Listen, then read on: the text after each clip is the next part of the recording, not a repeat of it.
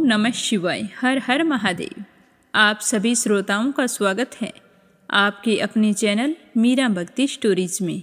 आज फाल्गुन माह के कृष्ण पक्ष की अष्टमी तिथि और शुक्रवार है, तो सभी श्रोताओं के मंगल जीवन की कामना करते हुए शुरू करते हैं आज की कथा।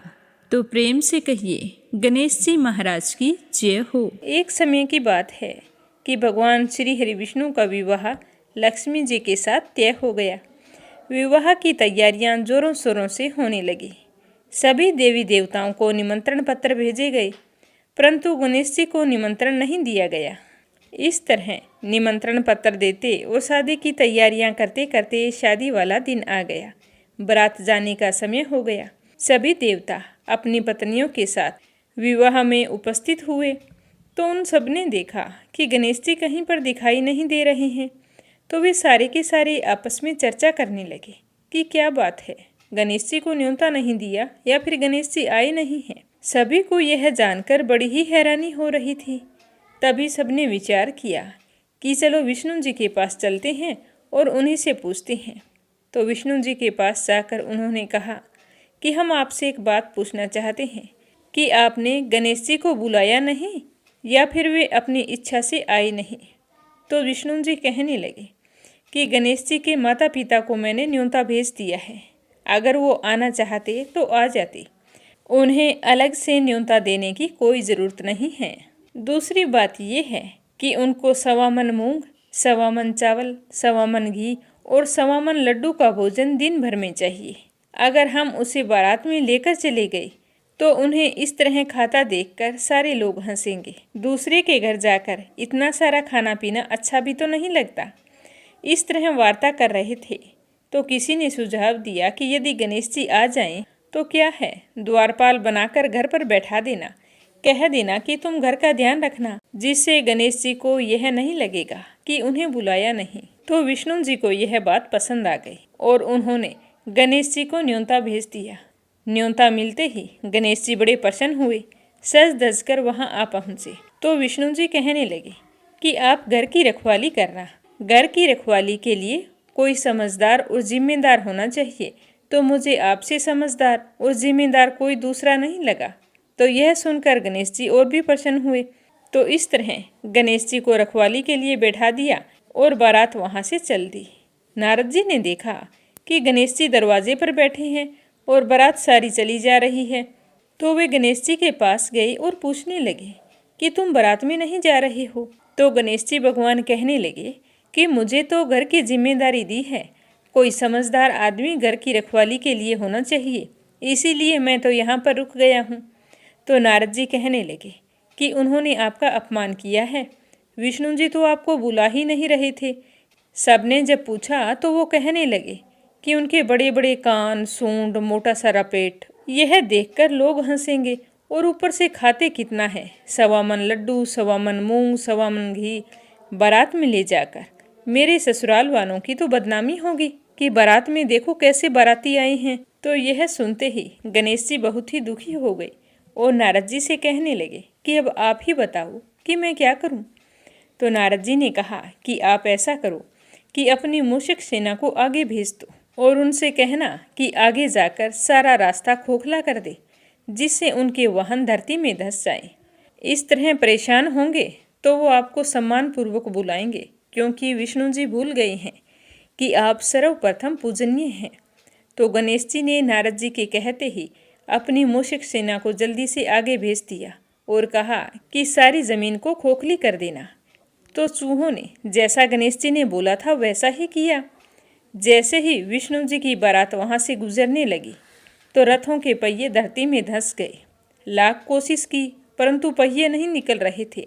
सभी ने अपने अपने उपाय किए पर पहिए नहीं निकले, बल्कि जगह जगह से टूट गए। अब किसी की समझ में नहीं आ रहा था कि क्या किया जाए। उधर शादी का मुहूर्त निकला जा रहा था तो विष्णु जी तो बड़े ही परेशान थे। तब नारद जी वहाँ पहुँचे और कहा कि आप लोगों ने गणेश जी का अपमान करके अच्छा नहीं किया है। यदि उन्हें मना कर लाया जाए तो आपका कार्य सिद्ध हो सकता है और आप पर आया यह संकट भी टल सकता है। तो शंकर भगवान ने अपने दूत नंदी को भेजा तो नंदी गणेश जी को लेकर वहां आ गए। गणेश जी का आदर सम्मान के साथ पूजन किया गया। तब जाकर कहीं रथ के पहिए निकले। पहिए तो निकल गए, पर वो तो जगह जगह से टूट फूट गए थे। अब उन्हें सही कौन करे? तो पास ही के खेत में एक हाथी काम कर रहा था, तो उसे समाचार भेजा कि सारे रथों के पहिए सही कर दो। तो वह अपने खेत का काम छोड़कर कारीगर का सारा सामान लेकर वहां आ गया। जैसे ही वह रथ के पास बैठा तो कहने लगा, श्री गणेशाय नमः। ऐसा कहकर गणेश जी की मन ही मन वंदना करने लगा। और देखते ही देखते गणेश जी ने सभी पहियों को थोड़ी सी देर में ठीक कर दिया। तो यह देखकर नारद जी ने कहा कि मैं आपसे एक बात पूछना चाहता हूँ कि आपने श्री गणेशाय नमः क्यों कहा? तो हाथी कहने लगा कि हे देवताओं, आपने सर्वप्रथम गणेश जी को नहीं मनाया होगा और ना ही उनकी पूजा की होगी, इसीलिए आप पर यह संकट आया है। तो नारद जी विष्णु भगवान से कहने लगे कि हमने ही गणेश जी को सर्वप्रथम पूजनीय बनाया था और आज हम ही उन्हें भूल गए, तो हमसे मूर्ख और अज्ञानी कौन हो सकता है? तो यह सुनते ही विष्णु भगवान गणेश जी से माफ़ी मांगते हैं और गणेश जी की पूजा करते हैं, उनका ध्यान करते हैं। फिर सारे मिलकर गणेश जी भगवान का जयकारा लगाते हैं। तो यह सब देखकर गणेश जी बहुत ही प्रसन्न होते हैं और नारद जी भी गणेश जी की ओर देखकर मंद मंद मुस्कुराने लगते हैं और बारात वहाँ से चल पड़ती है। फिर भगवान विष्णु और लक्ष्मी जी का विवाह बड़ी ही धूमधाम से संपन्न होकर सकुशल सारे घर लौट आते हैं। इसीलिए कोई भी व्रत पूजा पाठ हो, गणेश जी भगवान को जरूर याद करना चाहिए। ज़्यादा समय नहीं है तो एक छोटी सी कहानी सुनकर ही शुभारंभ कर सकते हैं। बोलो गणेश जी भगवान की जय हो। अब अपने सुनते हैं संतोषी माता की कहानी। बोलो संतोषी माता की जय हो। एक बुढ़िया थी, उसके 7 बेटे थे। 6 कमाने वाले थे और एक बेटा निकम्मा था, वह कोई काम धाम नहीं करता था। तो बुढ़िया 6 बेटों की रसोई बनाती और उन्हें बड़े प्रेम पूर्वक भोजन कराती। फिर उनसे जो कुछ जूठन बच जाती वह 7वें को दे देती। पर वह भोला भाला था, इस बारे में कुछ भी नहीं जानता था। तो एक दिन अपनी पत्नी से कहने लगा कि देखो, मेरी माँ मुझसे कितना प्रेम करती है, मुझे कितने प्रेम से भोजन करवाती है। तो उसकी पत्नी कहने लगी कि हाँ हाँ क्यों नहीं, सबका जूठा जो तुमको खिलाती है। तो अपनी पत्नी की बात सुनकर वह कहने लगा, नहीं, ऐसा नहीं हो सकता, मेरी माँ ऐसा नहीं कर सकती।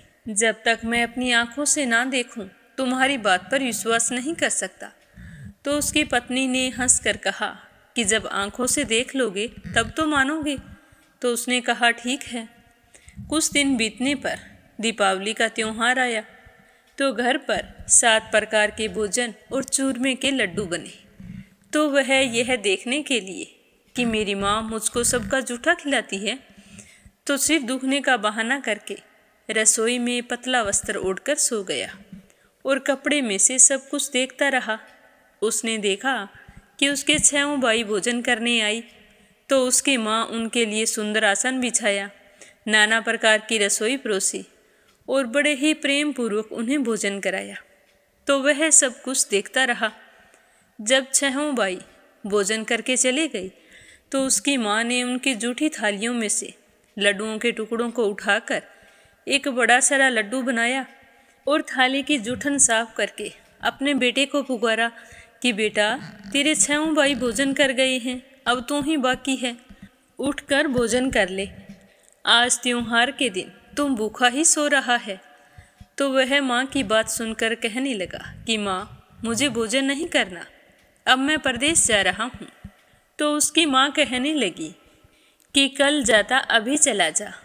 तो वो कहने लगा, हाँ माँ, अभी जा रहा हूँ। यह कहकर वो खड़ा होकर रसोई से बाहर निकल गया और चलते समय उसे अपनी पत्नी की याद आई। वो गौशाला में कंडे थाप रही थी। तो वह वहाँ जाकर कहने लगा कि हम जावें परदेश को, आवेंगे कुछ काल, तुम रहियो संतोष से धर्म अपनो पाल। तो उसकी पत्नी ने कहा कि जाओ पिया आनंद से, हमारी सोच हटाए, राम भरोसे हम रहें, ईश्वर तुम्हें सहाय। 2 निशानी आपरी, देख धरूं मैं धीर, सुधी मति हमारी बिसारियो, रखियो मन गंभीर। तो यह सुनकर उसका पति कहने लगा कि मेरे पास कुछ नहीं है, यह एक अंगूठी है, सो ले लो और अपनी कुछ निशानी मुझे दे दो। तो उसकी पत्नी कहने लगी कि स्वामी, मेरे पास क्या है, यह गोबर भरा हाथ है। यह कहकर उसकी पीठ पर गोबर के हाथ की थाप मार दी। इसके बाद वह वहाँ से चल दिया। चलते चलते दूर देश पहुँचा। वहाँ एक साहूकार की दुकान थी। वहाँ जाकर कहने लगा कि भाई, मुझे नौकरी पर रख लो। साहूकार को लड़के की ज़रूरत थी।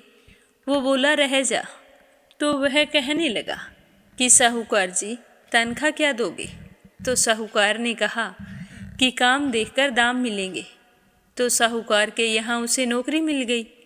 अब वह सुबह 7 बजे से रात को 10 बजे तक नौकरी पर जाने लगा। कुछ ही दिनों में दुकान का सारा लेन देन, हिसाब किताब, ग्राहकों को माल बेचना, सारा कार्य करने लगा। साहूकार के 7-8 नौकर थे। वे सारे हैरान थे कि यह तो बहुत काम करता है, जितना हम सारे मिलकर नहीं कर पाते, इतना यह अकेला ही कर लेता है। इस तरह सोचकर वे सारे चक्कर खाने लगे। सेठ ने भी देखा कि यह बहुत काम करता है और मन का भी बहुत सीधा है। तो उसने 3 महीने के बाद उसे अपने आधे मुनाफे का हिस्सेदार बना लिया। कुछ ही वर्ष में वह तो नामी सेठ बन गया।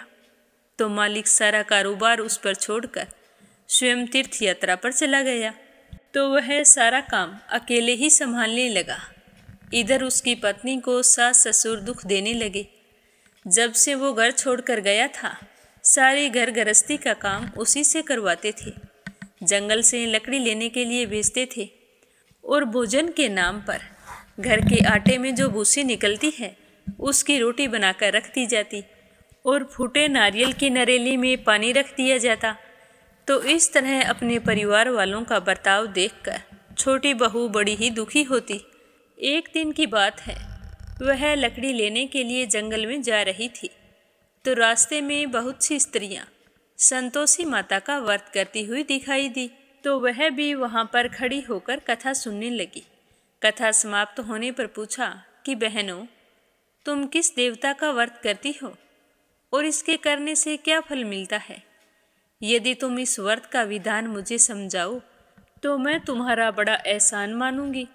तब उनमें से एक स्त्री कहने लगी कि सुनो बहन, यह संतोषी माता का व्रत है। इसके करने से निर्धनता और दरिद्रता का नाश होता है और मन में जो कुछ कामना हो वह संतोषी माता की कृपा से पूरी हो जाती है। तो वह कहने लगी, मुझे इस व्रत की विधि भी बताओ।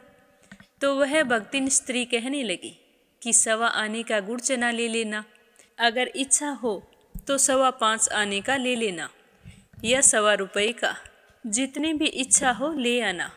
बिना परेशानी, श्रद्धा व प्रेम से जितना भी बन सके सवाया लेना। किसी भी महीने के शुक्ल पक्ष से प्रथम शुक्रवार को व्रत शुरू करना और शुक्रवार के दिन सुबह जल्दी उठकर स्नान करना, सूर्य भगवान को अर्घ्य देना और निराहार रहकर संतोषी माता की कथा सुनना। इस कथा के बीच में कर्म ना टूटे, लगातार नियम का पालन करना। अगर तुम्हें कथा सुनने वाला कोई ना मिले तो घी का दीपक जलाकर उसके आगे जल का पात्र भरकर फिर कथा कहना।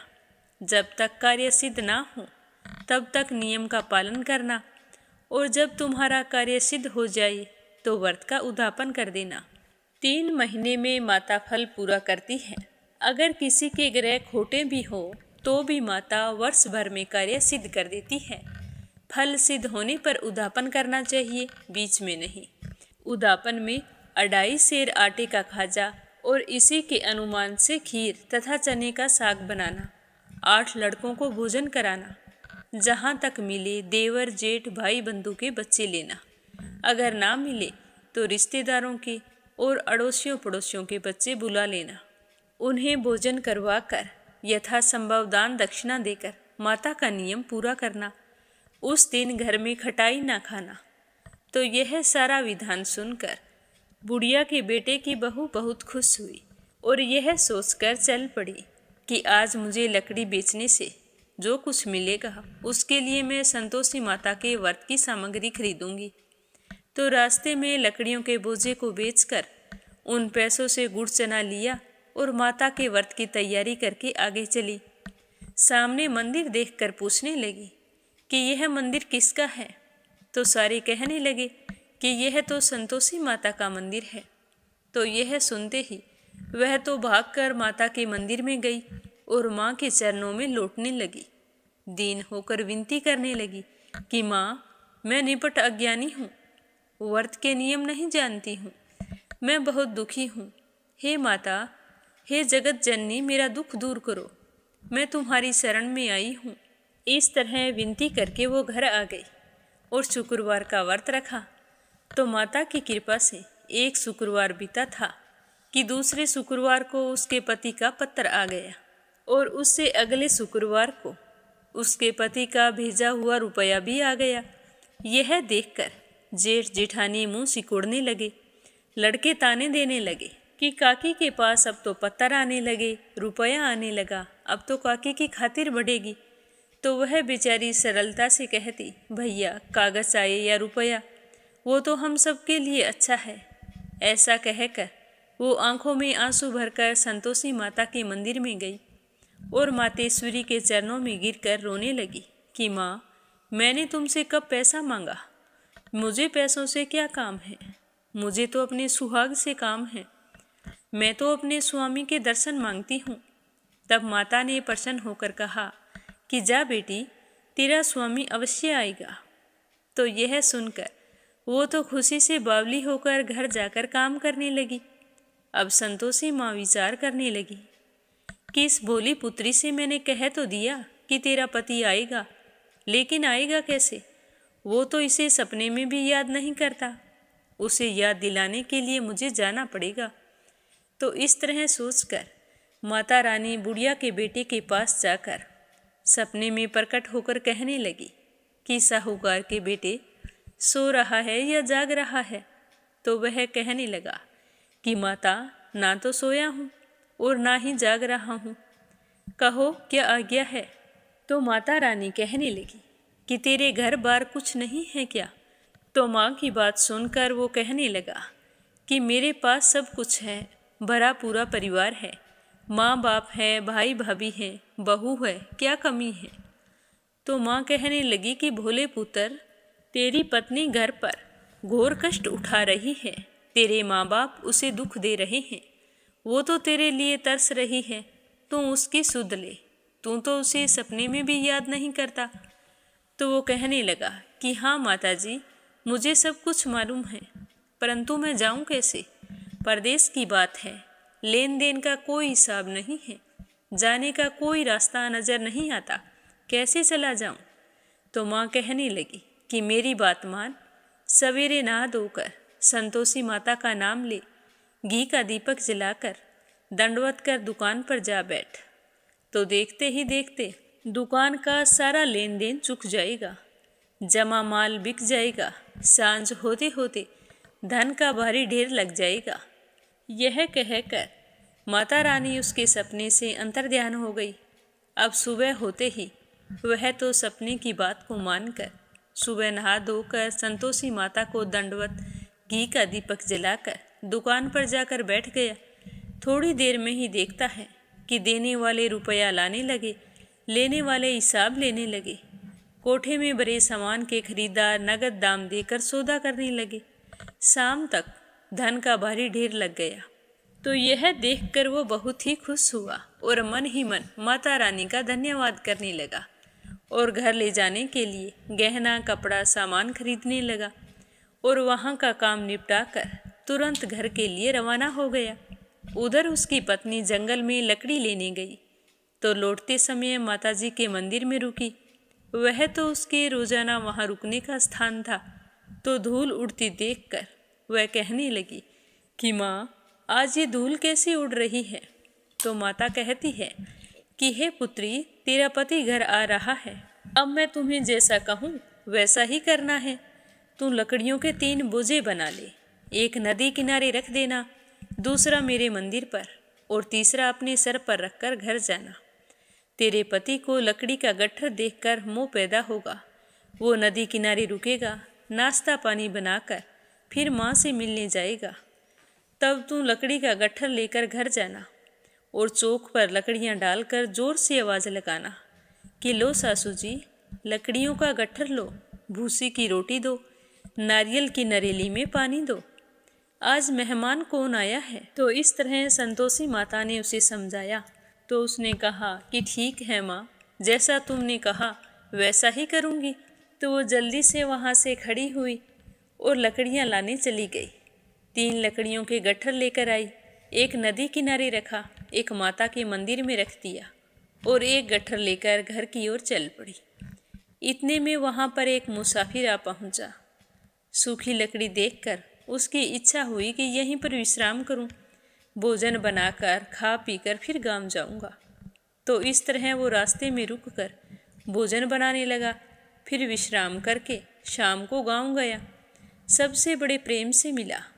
उसी समय सिर पर लकड़ी का गट्ठर लिए एक औरत आती है और लकड़ियों का भारी बोझा आंगन में डालकर जोर से 3 आवाज़ लगाती है कि लो सासू जी, लकड़ियों का गट्ठर लो, भूसी की रोटी दो, आज मेहमान कौन आया है। तो बहू की बात सुनकर उसकी सास भागकर बाहर आती है और अपने दिए हुए कष्टों को भुलाने हेतु कहती है कि बहू, तुम ऐसा क्यों बोल रही है, तेरा पति ही तो आया है, आ बैठ, मीठा भात खा, भोजन कर, कपड़े गहने पहन, भूसी की रोटी तू क्यों खाए, भूसी की रोटी खाए हमारे दुश्मन। तो इस तरह की आवाज़ सुनकर उसका पति बाहर आ जाता है और अपनी पत्नी की अंगुली में अंगूठी देखकर व्याकुल हो जाता है और अपनी माँ से कहता है कि माँ, ये कौन है। तो उसकी माँ कहती है कि बेटा, ये तेरी बहू है, जब से तू गया है यह तो किसी की नहीं सुनती है, सारे गांव में भटकती फिरती है, घर का काम काज कुछ नहीं करती और 4 पहर आकर खा जाती है। आज तुझे देखकर पता नहीं कैसे ये पागलों जैसी बातें कर रही है। तो अपनी माँ की बात सुनकर उसका बेटा कहने लगा कि ठीक है माँ, कोई बात नहीं, तुम मुझे दूसरे घर की चाबी दे दो, मैं उसी में रह लूँगा। तो उसकी माँ कहने लगी कि ठीक है, जैसी तेरी मर्जी। ऐसा कहकर उसकी माँ ने दूसरे मकान की चाबी अपने बेटे को दे दी। तो वह चाबी लेकर दूसरे मकान की तीसरी मंजिल का कमरा खोलकर उसमें अपना सारा सामान रख लिया। एक दिन में राजा के महल जैसा ठाट बाट बन गया। दोनों पति पत्नी सुखपूर्वक रहने लगे। इतने में शुक्रवार का दिन आने वाला था। तो वह अपने पति से कहने लगी कि स्वामी, मुझे संतोषी माता के व्रत का उद्यापन करना है। तो उसका पति बोला कि खुशी से करो। तो बहू खुश होकर उद्यापन की तैयारी करने लगी। अब जेठ के बच्चों को भोजन के लिए कहने गई तो उन्होंने कहा कि ठीक है काकी, आ जाएंगे। परंतु पीछे से जेठानी ने अपने बच्चों को सिखा दिया कि देखो, भोजन करते समय खटाई मांगना, जिससे उसका उद्यापन पूरा ना हो। तो बच्चों ने कहा ठीक है। अब शुक्रवार के दिन वो नहा धोकर अपनी काकी के यहाँ भोजन करने गए। तो पहले संतोषी माता की कथा कही, उसके बाद में उनके तिलक करके मोली बांधी और फिर बड़े ही प्रेम पूर्वक भोजन करवाया। तो बच्चों ने खीर खाने के बाद कहा कि काकी, अब हमें खटाई दो, खीर हमें नहीं भाती है, देखकर मन में अरुचि सी होती है। तो वो कहने लगी कि बेटा, खटाई किसी को नहीं दी जाएगी, यह तो संतोषी माता के व्रत का उद्यापन है, इसमें खटाई नहीं खाई जाती। तो लड़के खड़े हो गए और कहने लगे कि काकी, पैसे दे दो। तो वो भोली बहू कुछ जानती नहीं थी और उसने बच्चों को पैसे दे दिए। तो वो जेठ के लड़के उसी समय हट करके दुकान से इमली लाए और खाने लगे। तो यह देखकर बहू पर संतोषी माता ने कोप किया। राजा के दूत आए और उसके पति को पकड़ कर ले गए। जेठ जेठानी मनमाने वचन कहने लगे कि लूट खोस कर धन लाया था, अब पता चल जाएगा जब जेल की हवा खाएगा। तो बहू से यह सब कुछ सहन नहीं हुआ और वो रोती हुई माताजी के मंदिर गई और कहने लगी कि हे माँ, तुमने ये क्या किया, हंसाकर मुझे रुला दिया। तो संतोषी माता कहने लगी कि बेटी, तूने उद्यापन करके मेरा व्रत भंग किया है। तो वो कहने लगी कि माँ, मैंने कोई अपराध नहीं किया, मैंने तो भूल से लड़कों को पैसे दे दिए थे, मुझे क्षमा कर दो माँ, मैं तुम्हारा उदापन फिर से करूँगी। तो उसकी बात सुनकर संतोषी माता कहने लगी कि बेटी, अब की बार भूल मत करना। तो वो कहने लगी कि नहीं माँ, अब भूल नहीं होगी, पर तुम मुझे बतलाओ मेरे पति घर कैसे आएंगे। तो संतोषी माता ने कहा कि जा पुत्री, तेरा पति तुझे रास्ते में आता ही मिलेगा। तो जैसे ही वह संतोषी माता को प्रणाम करके मंदिर से बाहर निकली तो रास्ते में उसका पति आता हुआ दिखाई दिया। तो वह पूछने लगी कि आप कहाँ गए थे। तो उसका पति हंसकर कहने लगा कि इतना धन जो कमाया है उसका टैक्स राजा ने मांगा था, वही भरने गया था। तो वह प्रसन्न होकर कहने लगी कि भला हो संतोषी माता का, अब घर चलो। तो कुछ दिन बाद फिर शुक्रवार आया तो वह अपने पति से कहने लगी कि स्वामी, मुझे व्रत का उद्यापन फिर से करना है। तो उसके पति ने कहा कि खुशी से करो, पर अब की बार ध्यान रखना। तो वह जेठ के लड़कों को भोजन के लिए कहने के लिए गई। तो बच्चों ने कह दिया कि आ जाएंगे, पर उसकी जेठानी कहने लगी कि पिछले उद्यापन से तुम्हारा मन नहीं भरा, जब और आ गई। तो उसने अपनी जेठानी को कुछ नहीं कहा, चुपचाप लौट आई। तो पीछे से जेठानी अपने अपने लड़कों को सिखाने लगी कि अब की बार तुम ऐसा करना, जाते ही खटाई मांगना। तो जैसे ही शुक्रवार का दिन आया तो बच्चे नहा धोकर अपनी काकी के यहाँ चले गए। कथा सुनने के बाद में जैसे ही उसकी काकी ने भोजन परोसा तो वो कहने लगे कि खीर तो हम नहीं खाएंगे, हमें तो खटाई चाहिए। तो उनकी काकी कहने लगी कि बेटा, आज तो खटाई किसी को नहीं मिलेगी, भोजन करना है तो करो। तो वो कहने लगे कि नहीं, हम भोजन नहीं करेंगे, खीर खाने से तो हमारा जी बिगड़ता है। ऐसा कहकर सारे उठ खड़े हुए और अपने अपने घर चले गए।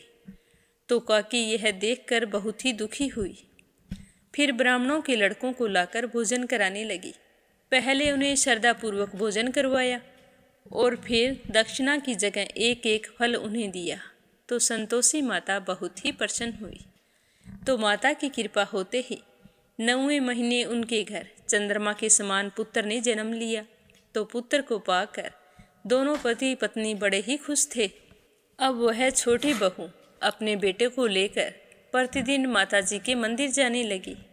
तो संतोषी माता ने सोचा कि यह तो रोज़ मेरे मंदिर आती है, क्यों ना आज मैं इसके घर चलूं। तो इस तरह का विचार करके माता ने भयानक रूप बनाया। गुड़ और चने से सना हुआ मुख और ऊपर सूंड के समान होठ, उस पर मक्खियाँ भिन भिन कर रही थी। जैसे ही वह उसके घर पहुंची तो दहलीज पर पैर रखते ही उसकी सास चिल्लाने लगी कि देखो रे, कोई चुड़ैल डाकिन आ रही है, बच्चों इसे भगाओ, नहीं तो ये किसी को खा जाएगी। तो लड़के उसे भगाने लगे, चिल्ला चिल्लाकर खिड़कियां बंद करने लगे। तो छोटी बहू ऊपर कमरे में बैठी थी। आवाज़ सुनकर उसने खिड़की में से देखा तो वह तो प्रसन्नता से पागल हो गई और अपने दूध पीते बच्चे को हटाकर पागलों की तरह भागती हुई नीचे आ गई और कहने लगी कि आज माताजी मेरे घर आई हैं। तो यह देखकर उसकी सास का क्रोध फट पड़ा। वो कहने लगी कि क्या उतावली हो रही है, जो इस चुड़ैल को देखकर बच्चे को पटक दिया। तो इतने में माँ के प्रताप से पूरे घर में लड़के ही लड़के नजर आने लगे। तो बहू कहने लगी कि सासू माँ, मैं जिसका व्रत करती हूँ ये वही संतोषी माता है, कोई चुड़ैल डाकिन नहीं है, ये तो मेरी माँ है। तो बहू की बात सुनकर और संतोषी माता का चमत्कार देखकर उसकी सासू माँ के सब कुछ समझ में आ गया और उसने भागकर माताजी के चरण पकड़ लिए और विनती करके कहने लगी कि हे माता, हम मूर्ख हैं, अज्ञानी हैं, तुम्हारे व्रत और विधि के बारे में कुछ नहीं जानते। व्रत भंग करके हमने बहुत बड़ा अपराध किया है। हे जगत माता, आप हमारा अपराध क्षमा करो, अब से हम सारे के सारे आपकी पूजा किया करेंगे। तो सास की बात सुनकर संतोषी माता बहुत ही प्रसन्न हुई और उन्हें आशीर्वाद देकर वहाँ से अंतर्ध्यान हो गई। हे संतोषी माता, जैसे प्रसन्न होकर बहू को फल दिया वैसा सबको देना। जो भी व्रत रखकर आपकी इस कथा को पढ़े या सुने सुनाए, उसके सारे मनोरथ पूर्ण करना। बोलो संतोषी माता की जय हो। अब अपने सुनते हैं श्रीमद् भागवत कथा का आगे का अध्याय। तो प्रेम से कहिए, श्री हरि विष्णु भगवान के अनंत स्वरूपों की जय हो, भागवत कथा की जय हो।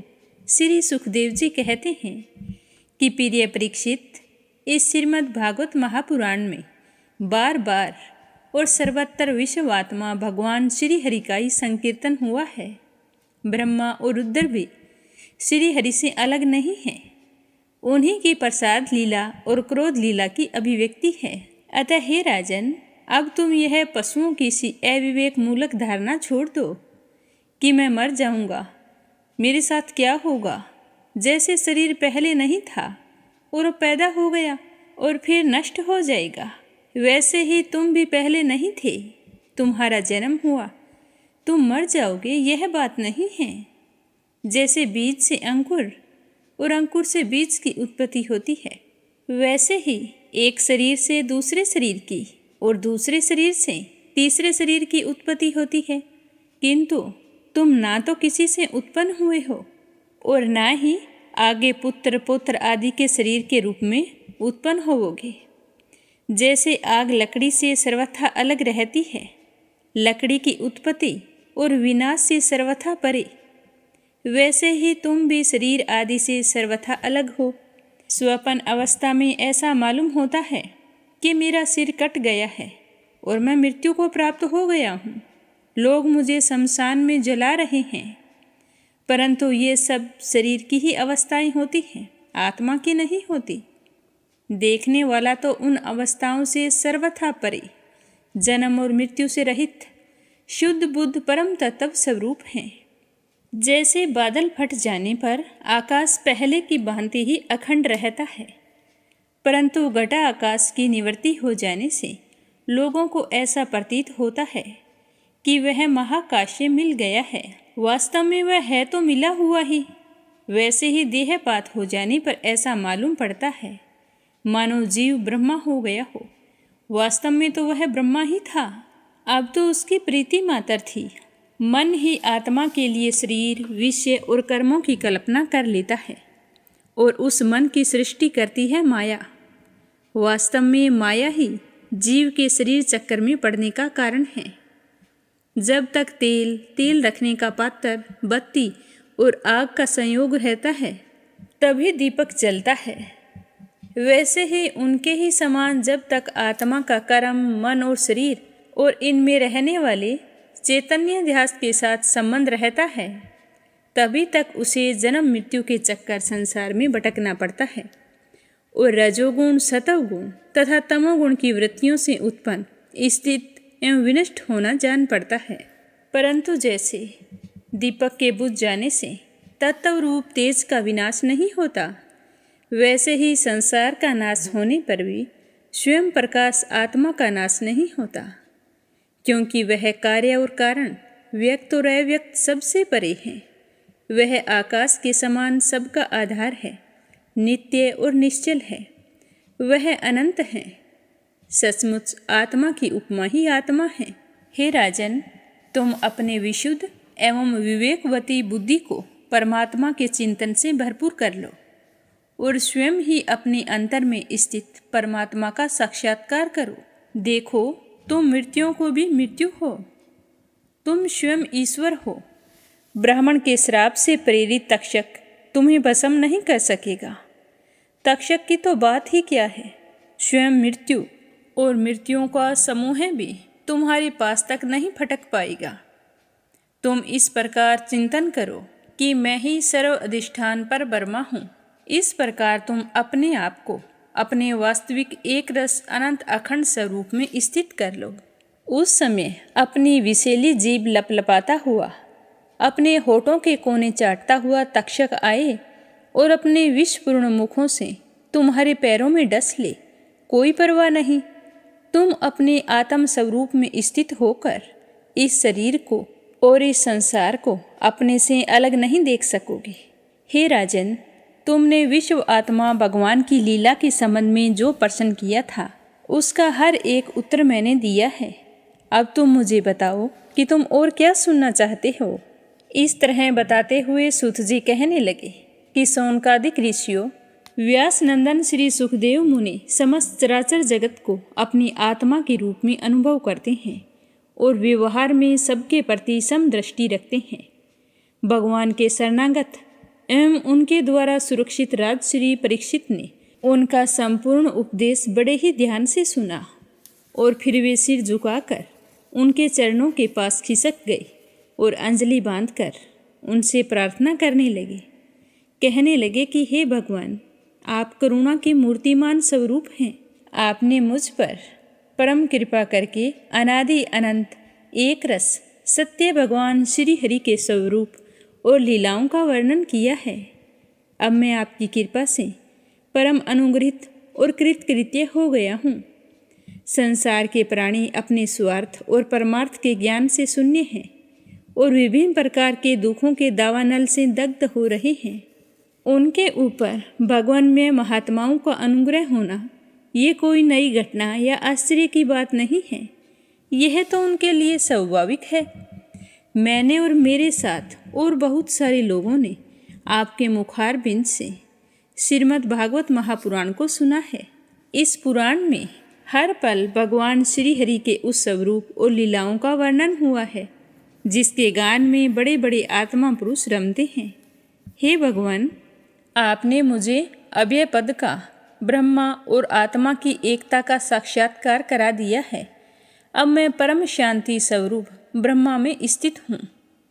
अब मुझे तक्षक आदि किसी भी मृत्यु के निमित्त से अथवा दल के दल मृत्यु से भी भय नहीं है। मैं तो अब अभय हो गया हूँ। हे ब्राह्मण, अब आप मुझे आज्ञा दीजिए, मैं अपनी वाणी बंद कर लूँ और मौन हो जाऊं और साथ ही कामनाओं के संस्कार से भी रहित चित्त को इंद्रियातीत परमात्मा के स्वरूप में विलीन करके अपने प्राणों का त्याग कर दूं। आपके द्वारा दिए गए उपदेश से मेरा अज्ञान सर्वदा के लिए नष्ट हो गया है। आपने भगवान के परम कल्याणमय स्वरूप का मुझे साक्षात्कार करा दिया है। सूत जी कहते हैं कि सोनकादिक ऋषियों राजा परीक्षित ने भगवान सुखदेव जी से इस प्रकार कहकर बड़े प्रेम से उनकी पूजा की। अब वे परीक्षित से विदा लेकर समगत त्यागी महात्माओं भिक्षुकों के साथ वहाँ से चले गए। राजा परीक्षित ने भी बिना किसी बाहरी सहायता के स्वयं को अपने अंतरात्मा को परमात्मा के चिंतन में समाहित किया और ध्यान मगन हो गए। उस समय उनकी सांसें नहीं चल रही थी। ऐसा लग रहा था जैसे कोई बड़े पेड़ का सिर्फ ठूंठ खड़ा हो। उन्होंने गंगा जी के तट पर कुशों को इस प्रकार बिछा रखा था जिनमें उनका अगर भाग पूर्व की ओर और उनका मुंह उत्तर की ओर करके वो बैठे थे।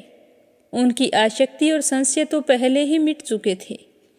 अब वे पिता में ब्रह्मा और आत्मा की एकता रूप महायोग में स्थित होकर ब्रह्म स्वरूप हो गए।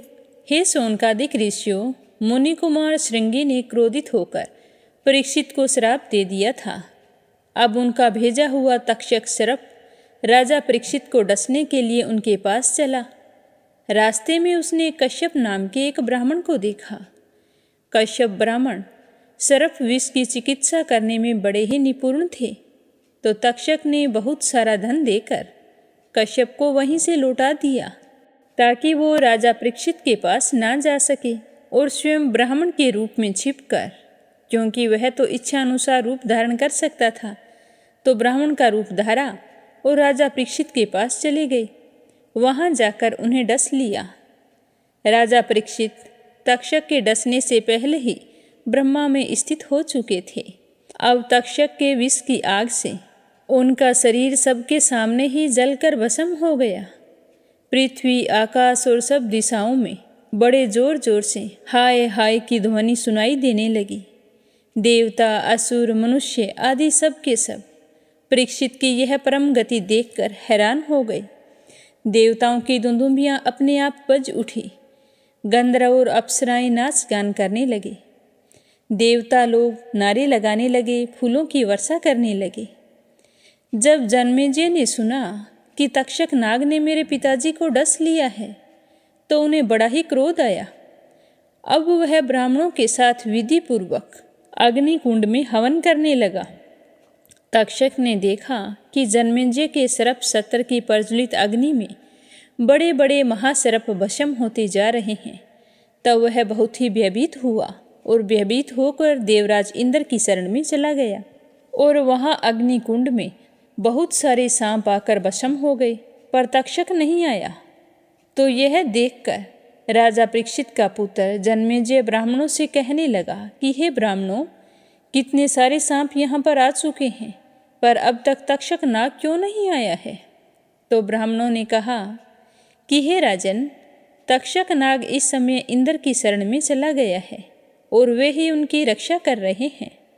उन्होंने तक्षक को स्तंभित कर दिया है, इसी से वह अग्निकुंड में गिरकर भस्म नहीं हो रहा है। तो परीक्षित का पुत्र जन्मेजय बड़े ही बुद्धिमान और वीर थे। उन्होंने ब्राह्मणों की बात सुनकर ऋत्विजों से कहा कि हे ब्राह्मण देवताओं, आप लोग इंद्र और तक्षक नाग दोनों को ही अग्नि में क्यों नहीं गिरा देते। जन्मेजय की बात सुनकर ब्राह्मणों ने उस यज्ञ में इंद्र के साथ तक्षक का अग्निकुंड में आह्वान किया। उन्होंने कहा कि अरे ओ तक्षक, तू मर्दुगण के सहचर इंद्र के साथ इस अग्निकुंड में जल्दी से जल्दी आकर गिर जा। इस तरह आह्वान करके जब ब्राह्मणों ने आकर्षण मंत्र का पाठ किया, तब तो इंद्र अपने स्थान स्वर्गलोक से विचलित हो गए। विमान पर बैठे हुए इंद्र तक्षक के साथ ही बहुत घबरा गए और उनका विमान चक्कर काटने लगा।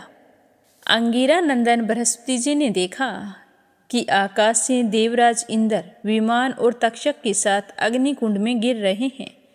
तब उन्होंने राजा जन्मेजय से कहा कि नरेंद्र, सर्पराज तक्षक को मार डालना आपके लिए योग्य का काम नहीं है। यह तो अमृत पी चुका है, इसीलिए यह तो अजर है, अमर है। हे राजन, जगत के प्राणी अपने अपने कर्म के अनुसार ही जीवन मरण की गति प्राप्त करते हैं। कर्म के अतिरिक्त और कोई भी किसी को सुख दुख नहीं दे सकता। जन्मेजय, यूँ तो बहुत से लोगों की मृत्यु सांप, चोर, आग, बिजली आदि से तथा भूख, प्यास, रोग आदि निमित्तों से होती है, परंतु यह तो कहने की बात है। वास्तव में सभी प्राणी अपने प्रारब्ध कर्म का ही उपभोग करते हैं। हे राजन, तुमने बहुत सारे बेगुनाह सांपों को जला दिया है। यह अभिचार यज्ञ का फल केवल प्राणियों की हिंसा है, इसीलिए इसे बंद कर देना ही उचित है, क्योंकि जगत के सभी प्राणी अपने अपने प्रारब्ध कर्म का ही भोग कर रहे हैं। सूत जी कहते हैं कि हे सोनकादिक ऋषियों, महर्षि बृहस्पति जी की बात का सम्मान करके जन्मेजय ने कहा कि आपकी आज्ञा शिरोधार्य है, और ये कहकर उन्होंने सर्प सत्र बंद कर दिया और देवगुरु बृहस्पति जी की विधि पूर्वक पूजा की। हे ऋषिगण, जिससे विद्वान ब्राह्मण को क्रोध आया, राजा को श्राप हुआ, उनकी मृत्यु हुई, फिर जन्मेजय को क्रोध आया, सर्प मारे गए। यह वही भगवान विष्णु की महामाया है। यह अनिर्वचनीय है। इससे भगवान के स्वरूपभूत जीव क्रोध आदि गुण वृत्तियों के द्वारा शरीर में मोहित हो जाते हैं और एक दूसरे को दुख देते हैं और भोगते रहते हैं, और अपने प्रयत्न से इसको निवृत्त नहीं कर सकते। विष्णु भगवान के स्वरूप का निश्चय करके उनका भजन करने से ही माया से निवृत्ति होती है। इसीलिए उनके स्वरूप का निरूपण सुनो। यह दम्भी है, कपटी है, इत्याकारक बुद्धि में बार बार जो दम्भ कपट सपूर्ण होता है, वही माया है। जब आत्मवादी पुरुष आत्म चर्चा करने लगते हैं, तब वह परमात्मा के स्वरूप में निर्भय रूप से प्रकाशित नहीं होती, किंतु भयभीत होकर अपना मोह आदि कार्य ना करती हुई भी किस प्रकार रहती है, इस रूप में उसका प्रतिपादन किया गया है। माया के आश्रित नाना प्रकार के विवाद मतवाद भी परमात्मा के स्वरूप में नहीं हैं, क्योंकि वे विशेष विषयक हैं और परमात्मा निर्विशेष हैं। केवल वाद विवाद की तो बात ही नहीं है। लोक परलोक के विषयों के संबंध में संकल्प विकल्प करने वाला मन भी शांत हो जाता है। कर्म, उसके संपादन की सामग्री और उनके द्वारा साध्य कर्म, इन तीनों से ही अवंतिक अहंकारत्मक जीव, यह सब जिसमें नहीं है वह आत्म स्वरूप परमात्मा ना तो कभी किसी के द्वारा बाधित होता है और ना ही किसी का विरोधी है। जो पुरुष उस परम पद के स्वरूप का विचार करता है वह मन की मायामयी लहरों, अहंकार आदि का बात करके स्वयं अपने आत्म स्वरूप में ही विहार करने लगता है। जो मुमुक्ष एवं विचारशील पुरुष परम पद के अतिरिक्त वस्तु का परित्याग करते हुए नेति नेति के द्वारा उसका निषेध करके ऐसी वस्तु प्राप्त करते हैं जिसका कभी ना तो निषेध हो सकता है और ना ही कभी त्याग हो सकता है, वही विष्णु भगवान का परम पद है। यह बात सभी महात्मा और श्रुतियाँ एक मत से स्वीकार करती हैं। अपने चित्त को एकाग्र करने वाले पुरुष अंतःकरण की अशुद्धियों को, अनात्म भावनाओं को सदा सर्वदा के लिए मिटाकर अनन्य प्रेम भाव से परिपूर्ण हृदय के द्वारा उस परम पद का आलिंगन करते हैं और फिर उसी में समा जाते हैं। विष्णु भगवान का यही वास्तविक स्वरूप है और यही उनका परम पद है। इसकी प्राप्ति उन्हीं लोगों को होती है जिनके अंतःकरण में शरीर के प्रति अहम भाव नहीं है और न तो इसके संबंधी ग्रह आदि पदार्थों में ममता है। सारे जगत की वस्तुओं में अपना अधिकार, यह मेरा है, यह तेरा है, ये मेरा हो जाएगा, इसे मैं अपना किस तरह करूं, इस तरह का आरोप बहुत बड़ी दुर्जनता है। हे शौनक जी, जिसे इस परम पद की प्राप्ति अभीष्ट है उसे चाहिए कि वह दूसरों की कटु वाणी को सहन कर ले और बदले में किसी का अपमान ना करे। इस क्षण भंगुर शरीर में अहंकार ममता करके किसी भी प्राणी से वैर भावना ना रखे। भगवान श्री कृष्ण का ज्ञान अनंत है। उन्हीं के चरण कमलों के ध्यान से मैंने इस श्रीमद् भागवत महापुराण का अध्ययन किया है। अब मैं उन्हीं को नमस्कार करके यह पुराण समाप्त करता हूँ। तो आज की कथा को यहीं विराम देते हैं। इसे आगे का अध्याय सुनेंगे कल की कथा में। तो प्रेम से कहिए श्री हरि विष्णु भगवान के अनंत स्वरूपों की जय हो, भागवत कथा की जय हो।